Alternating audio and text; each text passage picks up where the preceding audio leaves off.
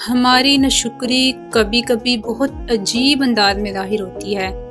ہم روزمرہ کی ہزاروں نعمتوں کے ساتھ جاگتے ہیں، سانس مل رہی ہے، گھر ہے، کھانا ہے، خاندان ہے، اچھی صحت ہے، مگر دل کی نظر فوراً اس چیز پہ چلی جاتی ہے جو نہیں ہے ہمارے پاس۔ ہم کہتے ہیں یہ کیوں نہیں ملا، میری زندگی میں آسانیاں کیوں نہیں ہیں۔ السلام علیکم، welcome back to my YouTube family and my اندر ویڈیو۔ امید ہے انشاءاللہ میری سب بہنیں خیر و عافیت سے ہوں گی۔ میں بھی الحمدللہ ٹھیک ٹھاک ہوں۔ آج ایک ٹاپک پہ میں تھوڑی سی بات کرنا چاہتی ہوں۔ میں چاہتی ہوں کہ جو نعمتیں ہمارے پاس ہیں ہم ان کا کیوں نہ شکر ادا کریں، اور اگر ہم شکر ادا کریں گے تو اللہ تعالیٰ ہمیں اور چیزوں سے نوازیں گے۔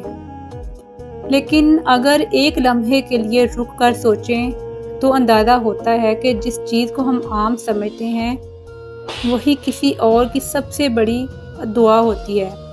ذرا تصور کریں، اگر موبائل کی بیٹری 5% رہ جائے تو انسان فوراً چارجز ڈھونڈنے لگتا ہے، مگر جب صبر، شکر اور سکون کم ہونے لگے تو ہم اکثر اپنی یعنی اللہ کی یاد ڈھونڈنا بھول جاتے ہیں، ہم اللہ سے دور ہو جاتے ہیں۔ شکر کرنے والا انسان امیر ہوتا ہے۔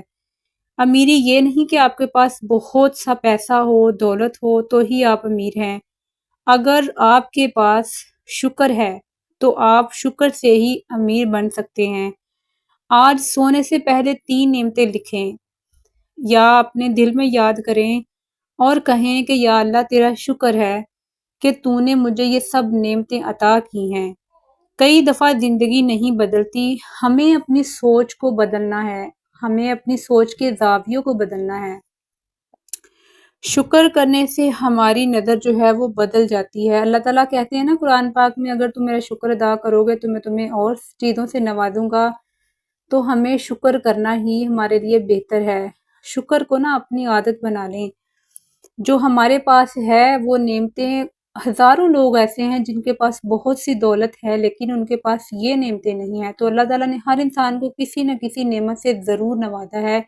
اپنے اندر اللہ تعالیٰ کی پیدا کی ہوئی صلاحیتوں کو ضرور ڈھونڈیں۔